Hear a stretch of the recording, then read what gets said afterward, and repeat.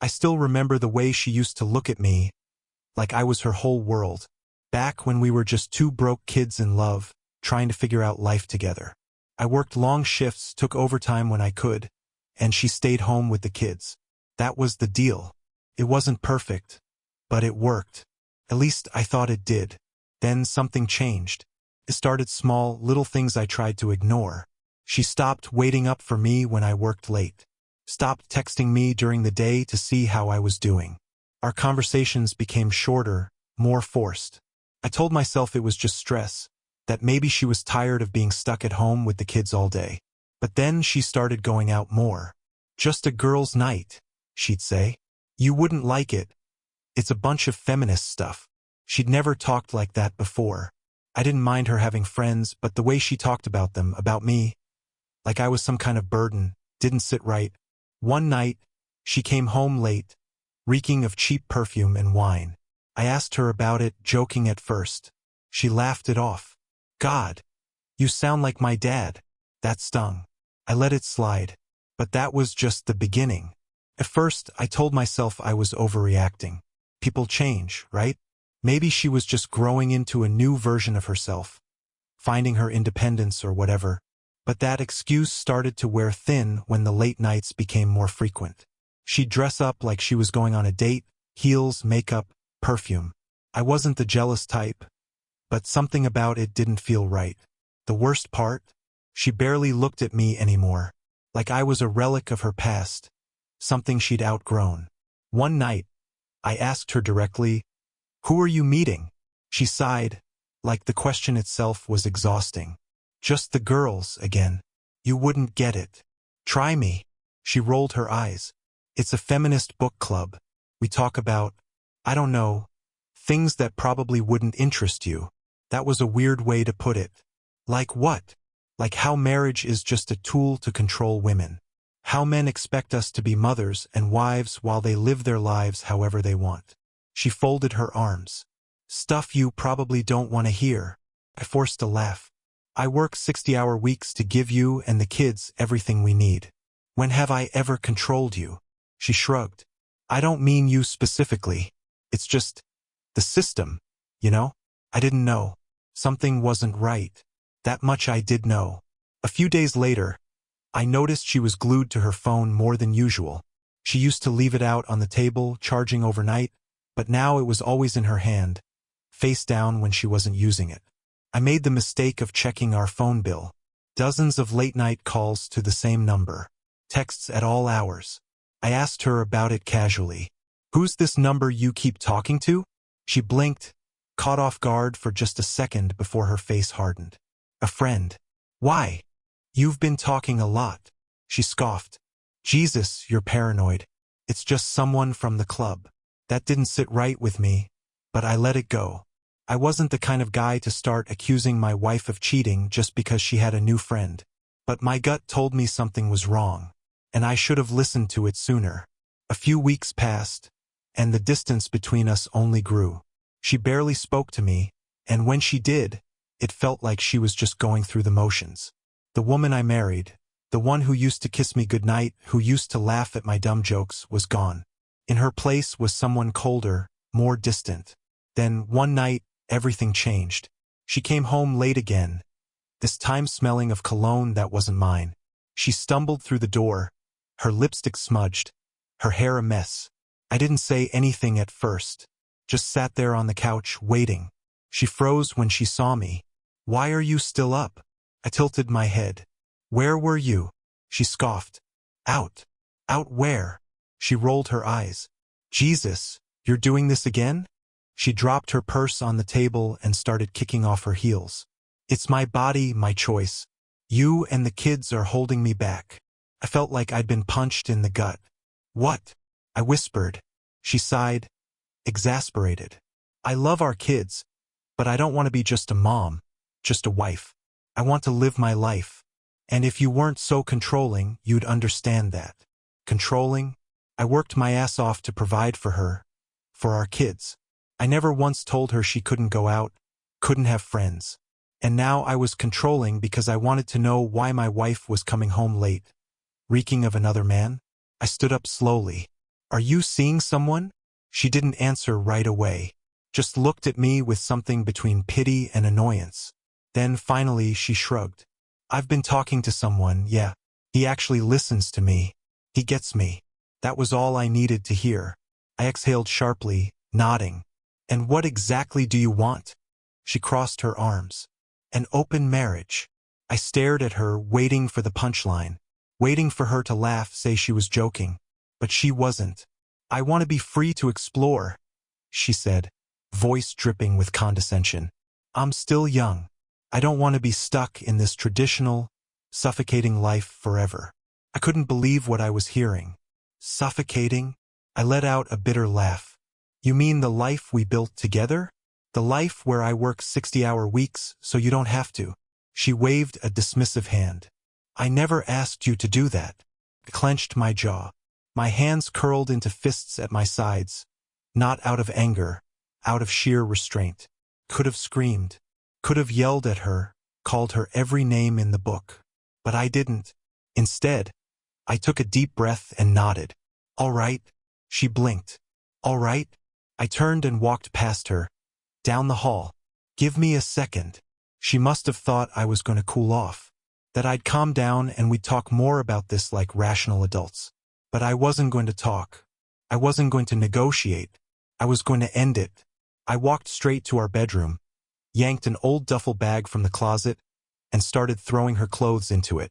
Shirts, jeans, dresses, everything. I moved fast, fueled by a kind of clarity I hadn't felt in months. She followed me down the hall, her heels clicking against the floor. "What are you doing?" I didn't answer, just grabbed handfuls of her neatly folded clothes and shoved them into the bag. "Hey!" She grabbed my arm. "Are you serious right now?"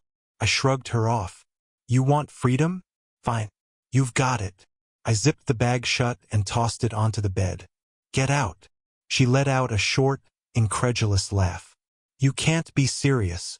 I met her eyes, my voice deathly calm. "I'm dead serious." She scoffed. "This is my house too." "Not anymore." Her expression twisted, like she couldn't believe I was actually doing this. Like she thought she could just say whatever she wanted and I'd roll over and accept it. "You're overreacting," she spat. I laughed dryly. "Overreacting?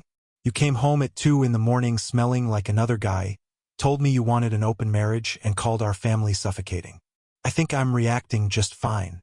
She folded her arms, her lips pressed into a thin line. "You can't just kick me out.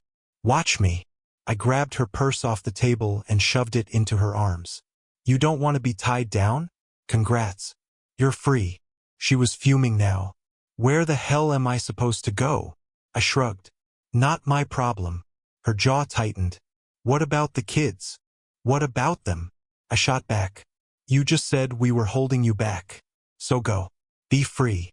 For a moment, I saw something flicker in her expression. Hesitation, maybe even regret. But it was too late for that. She grabbed the bag off the bed, stormed toward the door, then turned back. "You'll regret this." I didn't blink. "No, you will." She left, just like that. No tears. No dramatic, please.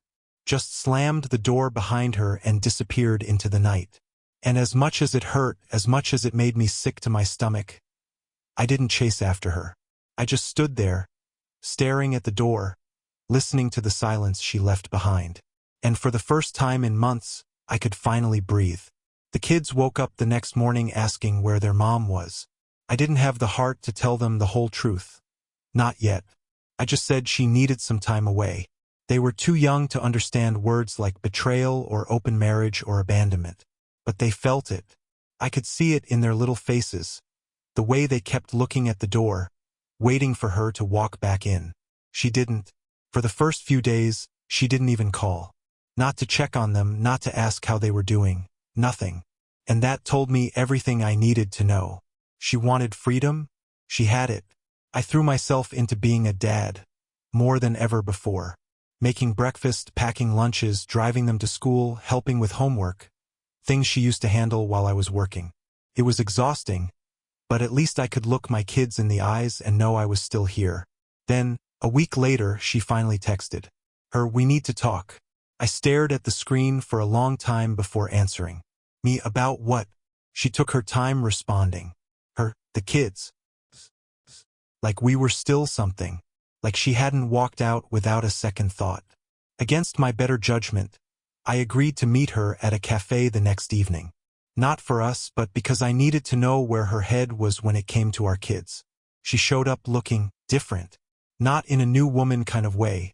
More like she'd been sleeping in someone else's bed. Wearing someone else's hoodie. Borrowing someone else's energy. I didn't ask. I didn't care. She sat across from me, stirring her coffee, eyes darting around like she wasn't sure where to start. Finally, she sighed. I want to come back. I let that sit for a second. Then I laughed. Not because it was funny, because it was insane. Come back, I repeated, shaking my head. To what? She reached for my hand, pulled it away. I made a mistake, she admitted, lowering her voice. I got caught up in everything and I wasn't thinking straight. Yeah, I said flatly. No kidding. She swallowed hard. I miss you. I miss us. There is no us. I cut in. You made sure of that. She flinched like I'd hit her. I wasn't cheating. You left. I interrupted. You told me our family was holding you back. That's worse than cheating. Tears welled up in her eyes, but I felt nothing. Nothing but clarity. She wanted me to forgive her, to undo everything, pretend like this was just a rough patch. But it wasn't. This was who she was now. And I wasn't going to be some backup plan for when the fun ran out. No, I said simply, standing up. You made your choice. Now live with it. She looked up at me, mouth opening like she wanted to argue. But she must have seen something in my face that told her it was pointless. I tossed a few bills on the table and left without another word. And this time I was the one who walked away. I walked out of that cafe feeling lighter than I had in months. Maybe even years. No more sleepless nights wondering where she was. No more excuses. No more gaslighting me into thinking I was the problem. She made her choice, and I made mine. The next few weeks were tough. The kids kept asking when their mom was coming home, and I had to dance around the truth while I figured out how to explain it to them. Eventually, I sat them down and told them in the gentlest way possible. Mom isn't coming back to live here, I said. But she still loves you very much. It felt like a lie, but I wasn't going to shatter their world more than it already had been. She tried calling a few times, tried texting. I kept it short, only responding if it was about the kids. The desperation in her messages started creeping in after a while. Her. Why are you being like this? Her, we can fix this. Her. I made a mistake, but we're still a family. Her. Please, can we just talk? I didn't answer most of them. She wasn't my problem anymore. What really pissed me off, though, was when I found out where she had been staying. With him. The friend she had been texting late at night? The one who actually listened to her? Yeah. That guy. I didn't even care about her anymore. But I cared about the fact that she had lied to my face over and over again. That she had the audacity to ask for an open marriage while already sneaking around behind my back. She didn't want an open marriage. She wanted a safety net. And when she realized I wasn't going to be that, she panicked. Too bad. I filed for divorce the following week. Filing for divorce felt like closing the last chapter of a book I should have put down months ago. I wasn't bitter, I was just done. Done with the lies, the manipulation, the mental gymnastics she put me through. She didn't take it well. When she got served the papers, she called me immediately. I let it go to voicemail. Then came the texts. Her. Are you really doing this? Her, we need to talk. Her, think about the kids. Her. I made a mistake. But divorce? Isn't that extreme? Extreme? After everything she did? No, what was extreme was coming home at 2 a.m., reeking of another man, and telling your husband that his love and his children were a burden. I ignored her. That's when she started playing dirty. A few days later, I got a message from a mutual friend. Dude, your wife is telling people you kicked her out for no reason. That's when I knew she wasn't just desperate. She was rewriting history. I didn't take the bait. Let her tell whatever story she wanted. The truth always comes out, and I had nothing to prove. But then, She tried to use the kids against me. She showed up at the house unannounced one evening, standing on the porch like she still lived there. The kids ran to the door when they saw her, and for a second, I almost let my guard down. Then she looked at me and I saw it, the calculation behind her eyes. "I miss them," she said softly. "I miss you." I didn't say anything. She sighed dramatically. "Do we really have to go through with this? I mean, for the kids." And there it was, the last-ditch effort. I crossed my arms. "You really want to do this now?" Her expression flickered, like she realized I wasn't going to fall for it. But she still tried.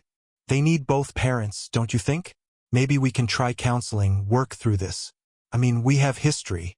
I let out a slow breath, trying to keep my voice calm for the kids' sake. "No, I have history. You have regrets." She flinched. I leaned against the doorframe. "And let's be real, you don't actually miss us. You miss the life you threw away." She stared at me, her jaw clenched, and I knew she wanted to argue, to twist things, to make me second-guess myself the way she always had. But not this time. She sighed, shaking her head like I was the unreasonable one. "Fine, if that's how you want it." And just like that, she walked away. Again. This time, though, I didn't watch her go. I turned back to my kids and shut the door behind me. The divorce went through smoother than I expected. Maybe she realized there was no saving face, no twisting the story enough to make herself look like the victim. Or maybe she was just tired of pretending. Either way, she signed the papers without much of a fight. I got full custody of the kids. She didn't even try to contest it. I think deep down, she knew she wasn't built for this life. Not the way I was. She wanted freedom, and I gave it to her. She wanted to chase something new, and I wasn't going to stand in her way. For a while, I kept waiting for the other shoe to drop, for her to try some last-ditch effort to get back at me. But she never did. Instead, she faded into the background, popping up only when it was convenient. A call here, a visit there, but nothing consistent. And honestly, that was for the best. The kids adjusted quicker than I thought they would. At first, there were questions. Why did Mom leave? Does she still love us? Is she coming back? I never spoke badly about her in front of them. I kept it simple. Mom made some choices, and now we have to make new ones too. I won't lie, some nights were brutal. Nights where I sat up staring at the ceiling, wondering how the hell we got here. How the woman I built a life with could just throw it all away like it meant nothing. But those nights got fewer and farther between. And eventually they stopped. One day, I woke up and realized she wasn't the first thing on my mind anymore. The pain had dulled. The anger had burned out. I wasn't broken anymore. I was free. Now, life is good. The kids are happy. I'm happy. And her? Well, last I heard, things didn't work out with the guy she left me for. She tried reaching out again, but I didn't answer. Some choices can't be undone. And that's the thing about freedom. Once you get it, you have to live with what you lost to get it. I did. Now she does too. And I'm not looking back.